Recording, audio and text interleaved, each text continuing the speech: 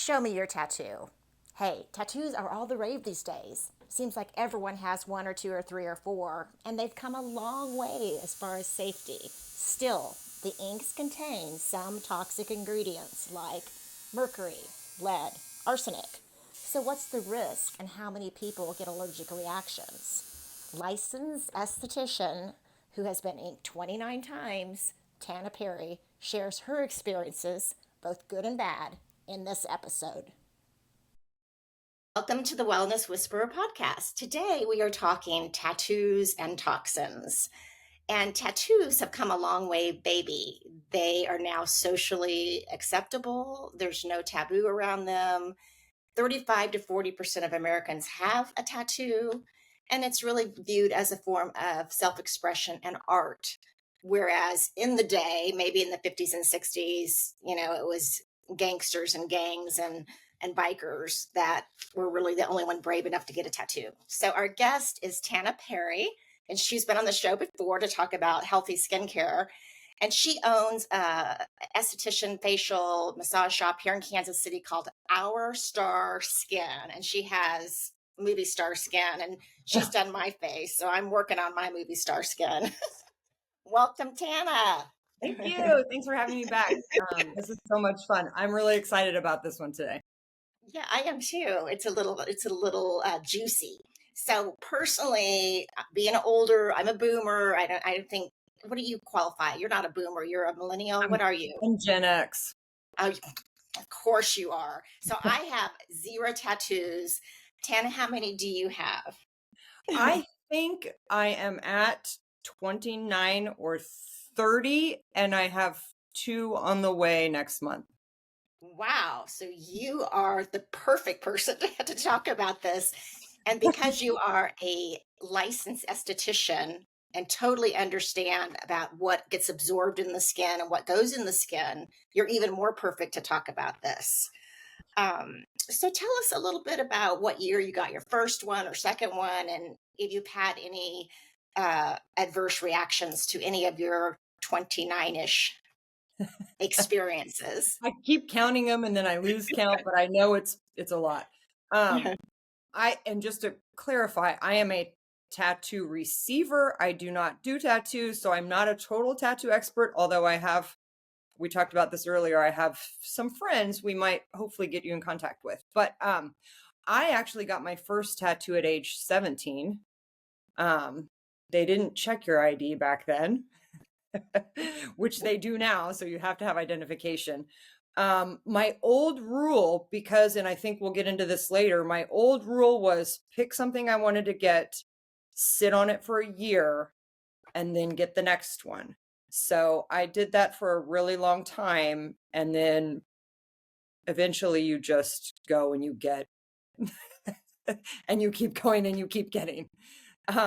They do say not everybody gets only one tattoo, but I do have a friend that has only one tattoo. So we'll see. So very sober process there. I mean, you were not random, and you're not doing things at the spur of the moment. So I applaud you for that. So that's probably not the case with other people out there and running around getting tattoos. It might just be, oh, let's get one. Well, and my father hated tattoos, and so he wasn't a super fan. I mean, when I got my first one, he said, that's the stupidest thing you've ever done. But then eventually he just kind of understood I was going to do it anyway, which is kind of how I am. So, but yeah, so I forgot the second part of your first question, but any negative reactions, or how's your experience been as far as toxicity or health? And coming from somebody who has a lot of health issues and has had, toxicity issues just in general, I never have had a really bad experience. I know that certain colors of ink don't stay in my skin very well, like the reds, which I think we'll kind of get into that too. But the 2 kind of things I've had, well, my half sleeve that I got in 4 sessions, so 4, basically 3.5 hour sessions. The very first one, I swelled up basically with lymphatic fluid. So, I mean, I had like hanging down, just swelling. It was just lymph. And I think it was just my body kind of trying to process that much trauma at once because it is trauma to the skin. And most of my tattoos are like tiny, little, small ones that I've just gotten that take about 10, 15 minutes. Um, the second one, which I didn't realize was tattoo related at all, was and I don't know if you won't be able to see it probably here, but and I had a really good plastic surgeon fix this for me, but I have a little about an inch scar right there. I had a lump growing, and then it got to where you could see it, and we thought, well, it's just a lipoma or something, but I wanted to just have it removed, thinking, and a lipoma is like kind of a cluster of fat, right? Probably more to that, but I'm not a doctor, so Google that, right? So I said, let's just have it removed, make sure it's not something crazy. Well, he took out like a black bean sized, round, kind of oblong kind of shaped black bean looking thing with fat around it. So it was a lipoma, but we thought, what is this weird thing? And he didn't think it was a lymph node because of how far back it was. Turns out it was a lymph node. But the reason why it was black, looking like a black bean, was it was filled with tattoo ink.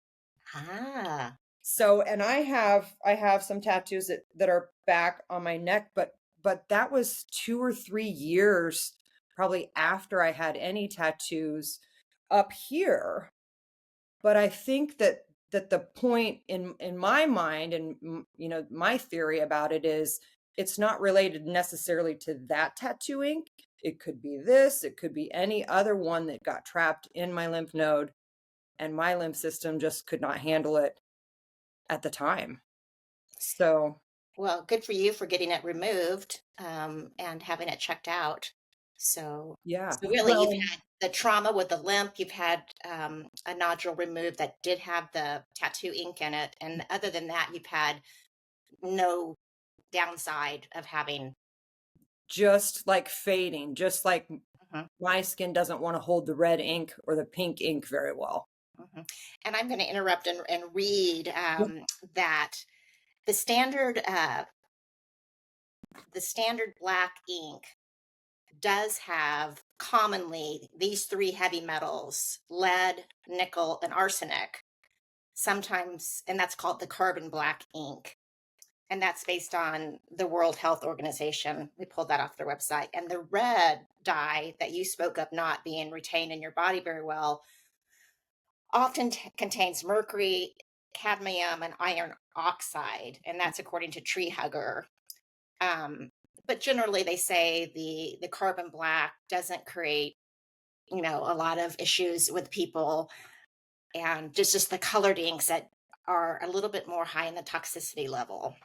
Well, and now I haven't, I can ask my tattoo shop when I go in next month, but I haven't specifically asked them yet. But now I think there are some inks that you can request that are maybe a little bit cleaner. I don't know what they're made out of, and I probably should have read, tried to find those ingredients. Um, but probably some tattoo shops that are a little more eco-friendly or a little more aware, not just your everyday kind of walk-in shop at a resort area or something, you know what I mean? Like Vegas or wherever, not to pick on Vegas, but Mhm. um there may very well be some in your area that are a little more eco-friendly. And that would be the inks, but also biodegradable products, environmentally friendly, just in their salon or in their shop in general, what they use. We're kind of, I mean, the world is kind of going, we're trying to go a little more healthy and wellness in Yeah, all we areas we without, figured a few things out over the e- past couple centuries. exactly. So, reading about skin, there's three layers of skin: the epidermis, the dermis, and the hypodermis. So, three layers of skin, correct? Mhm. And the tattoo goes into the middle layer. Yeah. The So as an esthetician, I primarily work with the epidermis, the top 5 layers, which is Mhm, makes up the epidermis. The mhm, dermis is right underneath, and that is where, like some plastic surgery, some some treatments, lasers, chemical peels. Some things will reach into the dermis. The tattoo ink will reach into the dermis, and then you have like the subcutaneous fatty layer. Mhm. Yeah. Okay. And are you, I didn't prep you with this question, but how many different tattoo shops have you Mm. patronized? I mean, do you have your go-to one or two or three, and how did you select them? I have gone to a small handful. So I have one in my hometown, and he actually, the owner used to be, and he's my guy, used to be on the Kansas State Board of Cosmetology. So he was one of the regulators for several years. I've seen him for years and years. He's done more than half of my tattoos. I do have a random shop in California when I go on my vacations there that I've been to 3 or 4 times. Um, on my 21st birthday in South Dakota, I got a couple. Like Newport Beach, I've got a couple. So I primarily have gone to one person, but occasionally have gone to other places. So, I mean, those were 15, 20 years ago. I was not kind of the same mindset that I am now. So I might not just run into any old shop anymore. But obviously, your go-to guy here in Kansas City sounds like top notch since he is so well certified and trained. So you're being a smart shopper, a smart tattoo shopper, as opposed to just rolling the dice and not knowing the experience. So go ahead. And that brings up a good point too. Finding a shop, I mean, obviously you want to find an artist that can do the piece that you want, unless you just don't care and you're just going to get a tattoo. But finding a shop, knowing how to find a shop that is reputable. In Kansas, you can go to the State Board of Cosmetology. You can look up tattoo shops for aesthetics, and I would assume that tattoo's the same because we're regulated by the same board. We have to post in our spa, salon, shop the inspection notice if we've had any violations of health and safety. So that has to be posted somewhere in the shop. Not every state is going to be the same, but I would assume that a lot of them would be, well, I would hope they would be kind of regulating that a little bit. So Mhm. you'd be able to see if they've had a violation, you'd be able to see what that violation was, if it was something simple or it was something like disinfectant. Right. Um, and then just going into the shop, like, I think about when I go in to visit those guys, what are they doing? They have their tables or their chairs wrapped in saran wrap for each client. They have paper towels, gobs and gobs of paper towels, disinfectant, multiple kinds, and they wipe and they toss and they unwrap and they wipe again. And I mean, they are constantly churning through things to keep everything clean because I mean, tattoos, you will spot bleed, Mhm. and so there are bloodborne pathogens that could be anywhere. Yeah. Anytime you have a needle and blood and various people in the same proximity, you have to be careful and sterile because it is a minor surgery, so Yeah, to I speak. mean, yeah. And obviously you want to make sure they're changing out their needles. I mean, that's Mhm. you see them pull a needle, pull it out of the plastic that it comes in, stick it into the machine, and hopefully depending on the length of time your tattoo, sometimes they'll change the needles in the middle of that too. Mhm. So boy, the things that you don't think about, but you wanna be aware of are those kinds of things. Yeah, you probably don't want someone that doesn't have gloves on and has a cigarette hanging out of their mouth with ashes dropping into your body as they help you. Pulling a random needle out of a pile and sticking it in, and yeah, no. Yeah. Yeah. I remember I had a friend in high school, he was going to get his first tattoo, and it was at, like, somebody's basement, and I remember sitting there with him, and I don't remember, like, the sanitary aspect of it, but I just remember him just going to this guy's basement who'd randomly bought a machine and just, getting a tattoo, I can't imagine. Yeah, I was reading about, how it started in prisons and in military bases because they were feeling traumatized and needing to feel a part of something or rebel. Of course, they had makeshift equipment. They didn't have enough needles. They had to steal the needles, and then you've got a population that unfortunately has either been drug users sharing needles, Oh, high likelihood of um, hepatitis B or C, and yeah, it's just not a good place. But moving back to the positive, things have changed. We've become smarter. It's interesting when I looked up on the hashtag tattoo on Instagram, 200 million Oh, posts, oh, 200 million. And again, every 35 to 40% of people say they have one, but it's a large population of millennials. Um, well, and hasn't that statistic changed over the past, what I thought I read that somewhere, 20 years or something? It used to mhm. be some 20%. I know I have that somewhere in Yeah, my in notes. 2012, there There was we go. only 21% who have claimed to have a tattoo. Now we're double. Yeah, Yeah, since 2012. yeah. And it would be interesting to do a study on the 2020 if everyone was running out for a reaction or, need for belonging. That would be an interesting segment to do. Oh, I So back wonder to your what, research on safe, hygienic, eco-friendly. Anything else that I didn't oh, ask yeah. you, Tana? Oh, yeah. So this is interesting. And I didn't dig real far into this. But there are some new, well, I don't know how new they are. They're new to me because I had never heard of this, but there are eco tattoos or vegan tattoos. So I would assume that that means something like free from harmful chemicals.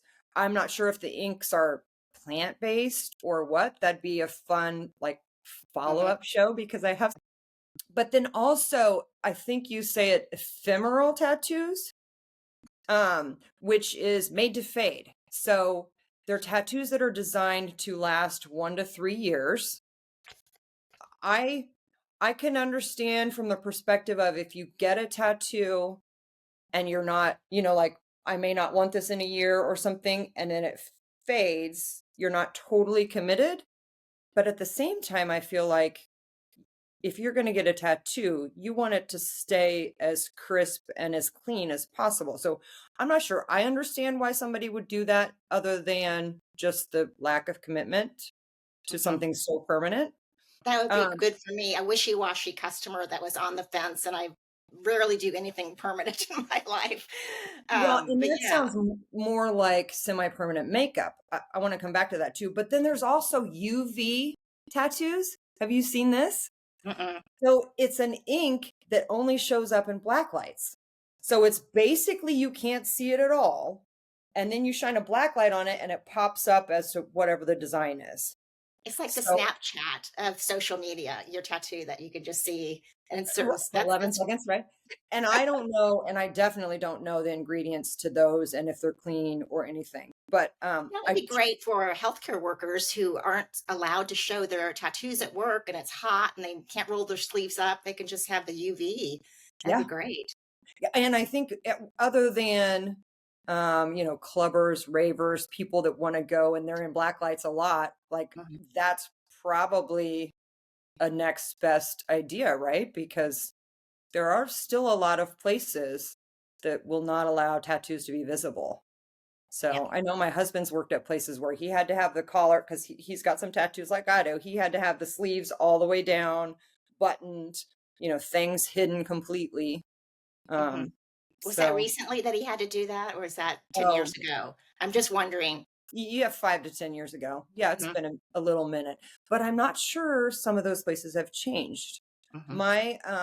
My original aesthetics instructor for school, her dermatology office, she was not allowed to show, well, she didn't have any tattoos, but they had to wear either like a sweatband, if they had a wrist tattoo, a sweatband, or like nothing could show at all. And so I thought that's interesting from a derm's perspective. Hmm. And again, that was like 8 years ago.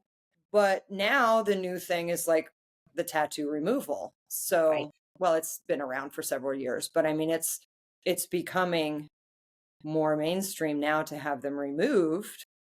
And you see, well, have them removed, or have you seen the blackout tattoos where they're just blacking out everything? No, Yeah. it's just more black ink on top of the black ink. It's like take this tattoo, but I want to cover it, so I just do it all black. Solid black. Mm. That's that's a lot for your body to handle. Yeah. Depending on the size, obviously, but Yeah. Jumping in on the temporary or the vegan tattoo or the femoral tattoo that you said faded over the course of 3 years. The statistic says that some tattoo some tattoos come with regret, and that about 24% of the people that get them eventually want them removed. So let's say that's half of the people. Well, one fourth of Yeah. the people. What are the costs, and what's the process of having a tattoo removed? Oh, I did that once. Mhm. And then I turned around and got it right back again. Uh, The um, removal regret versus a tattoo regret. I love that. You are. it was, I got it for a person, and then Mhm. we broke up, and then we got back together, and we're still married, so there's that. But, I I personally having a tiny I mean, it's just tiny, tiny little I personally have I would not have a tattoo removed again. I thought it was 6 times more painful than just getting the tattoo in the first place. It does feel like a rubber band snap, but I Mhm, say a very aggressive rubber band snap. mhm. And I imagine some places probably use numbing cream. I Yeah. don't know if everybody does, but, I had a friend that had a birthmark across this one side of his face, and of course that was very, for his self-esteem, hard, and he had the laser removal, and he said it was so painful, and it was that aggressive snapping continually for hours. I mean, it's like torture. and So it's similar to, like, the laser hair removal, mhm, feeling wise. mhm, Um, the cost could be, I mean, if you go somewhere where they specialize in it, it's probably gonna be a little bit cheaper, a couple $100, but I mean, and we'll get there, my eyebrows that I have had done 3 times and removed 3 times, it cost several hundred, and I had to do several visits. So, um, I would recommend not doing that. yeah, I see when I googled tattoo removal that most places were selling packages Yeah, because they know it's not a one and done thing. It's going to take a series. yes, and the Mhm. dark like, the black is easier to remove than the reds or the Hmm. yellows or the blues, like, it because the skin tone versus the coloring, the pigmentation, same with like hair removal. The darker the hair, the lighter the skin, the easier it will be to remove. So if you have something that's closer to the same skin tone, from what I understand, now I don't perform the service obviously, but that's going to be harder to get it removed without there being some like residual.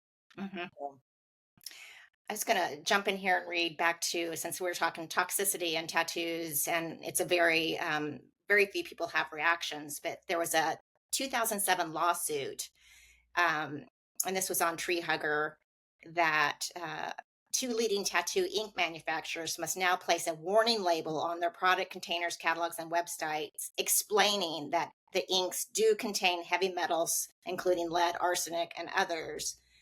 And some of those ingredients have been linked to birth defects. So just like, Tylenol has to wrap their bottle now because of the tampering, it's just more seamless, full disclosure. Here's what's in this stuff. When you had yours, did you always have to sign a release form saying that you understood mhm. X, Always. Y, and I Z? I actually and I have to give a copy of my driver's license. Mm, So you give a copy of your driver's license and some of them are just a simple page and some of them are a couple pages long and go through all of the things. mhm, And it's similar to like my intake form. I need to know if you have allergies, I need to know sensitivities, I need to know medications sometimes because if there's a complication and you admitted it to me and it's I mean, it's my fault or vice versa, we've got to be able to handle that in a safe way, but mhm. also be aware that we're not doing anything that we shouldn't be doing. So Yeah, well, it's for the consumer's safety as well as for my own protection or the tattoo artist protection from liability issues. right. It's Yeah. just like having Botox. I did have a reaction. I had some Botox put over here at the corner of my eyes where my crow's feet are, and she pricked a blood vessel or something, and it made a mound, pretty good size mound, about a half size of a dime, but it didn't go away for 5 months. So I was a little concerned. It lasted a long time, and you couldn't cover it with makeup. But it was one of those things. It wasn't her. fall, I had to sign a waiver saying that there might be adverse reactions or things like that that happen that fortunately aren't permanent. They Yeah. do pass in time. Yeah. Well, and tattoos wise, having seen a few different artists, I know that my favorite guy in my hometown, the guy that was on the board, I know that his touch is very soft. And what I mean by that is the needle doesn't feel like it's just dragging through the skin. It's very it's less pain for a tattoo. Whereas I've been to some places and one of the ones on my foot, the ink has bled underneath and it's you can kind of see it, but it's not absorbed or gone away. And I've had that tattoo for over 10 years. And I could feel her just like dragging the needle. You could feel it crunching and it was a lot more painful. The spot isn't more painful on your foot, but also you can once you've had enough of them, you can tell the difference in the artist's touch as far as their aggression with the needle. I'm not sure I'm explaining that very well, but Mhm. so that's one of the reasons why I go back to my guy because it just Um, feels better. yeah. And Well, it's and like if like you find a good esthetician like yourself, you're not going to jump around because you know you're getting the premier treatment and you have that trust level there. I and I did. like to sit in the chair because honestly, I like the conversation. Mhm, That's another reason why I search out the person that I'm loyal by nature as a mhm, Taurus. I think I mhm, said that last time. And mhm. so I want to find somebody that I want to come back to all the time. But this, speaking of a good experience and the conversation and the trust and having a good end product, what is your follow up regimen after you get, let's say you get these two new tattoos that you have lined up? What will you be putting on your skin to help it heal quicker?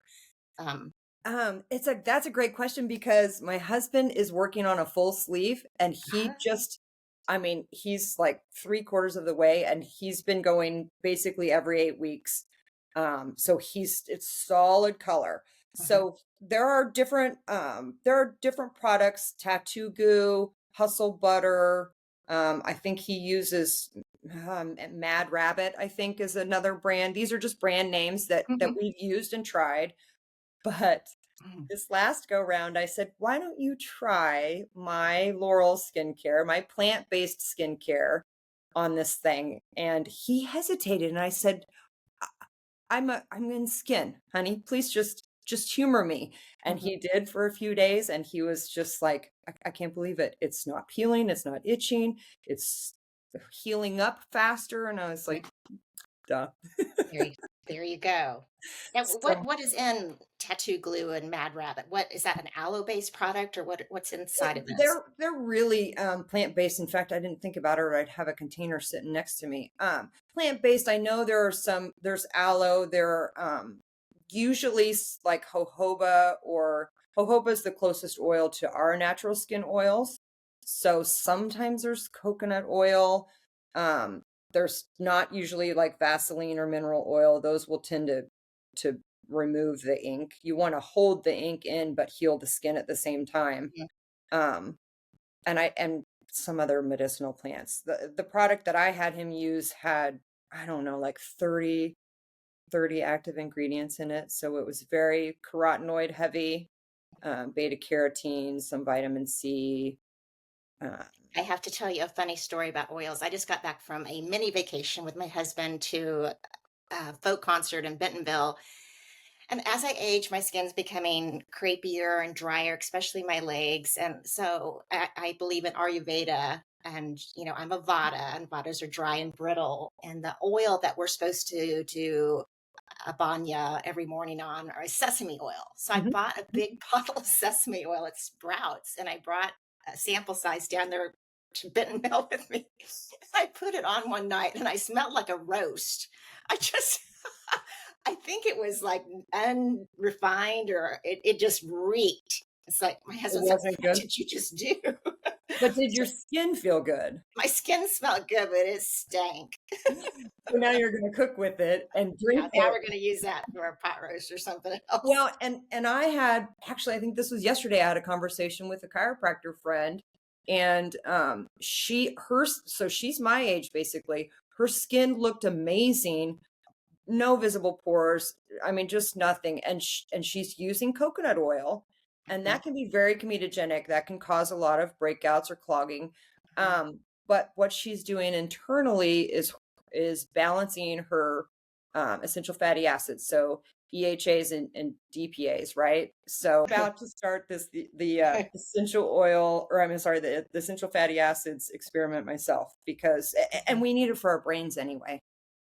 The only other thing I really wanted to talk about was, and just briefly, is the semi-permanent makeup, which is very, very popular right now. And if you get somebody who knows what they're doing, it can look amazing. It can literally look like lash strokes. Um, I have had it done 3 times, just my brows, because I just wanted to not have to pencil them in or use shadow. And when you don't get a great result, if you have to have it removed, some of the removal system for that kind of tattoo is basically taking the tattoo needle with a saline solution and digging the ink out is the Oh, best way I can describe it. mhm, And so you can't see it because I have makeup on, but I have scarring. I have some discoloration still that's going to be permanent. So it's one of those things, again, make sure you find a reputable artist, especially if you're doing it on your face, mhm, and make sure that they have a follow-up too. I'm all the artists, all the tattoo artists should have a follow-up with you, but especially the makeup. It's usually sometimes a cosmetologist that has then learned to tattoo, or an esthetician that's then learned to tattoo so that we can improve our business, or add to our services that we provide, and make sure that they have a way to remove it if something goes wrong, or a way to fix it or help you, or a touch-up process or whatever. A lot of the semi-permanent makeups you'll have to have redone 1 to 3 years anyway. So it's kind of sounds like it's that made to fade tattoo, ephemeral tattoo, mhm. similar, but research, Yeah, yeah. educate and So research. again, Tana Perry with Our Star Skin here in Kansas City, who has approaching her 30th tattoo, lots of experience, and very well versed in skincare and healthy skin. So do your research, vet your tattoo artist, make sure the establishment is sterile and doesn't have any Better Business Bureau knocks against them. Or Read the stay fine cool, yeah. print, know there may be risk, and know it's permanent, and be committed to the art that you're putting on your body, and just be safe. So thank you, Tana, Thanks for for having me sharing again.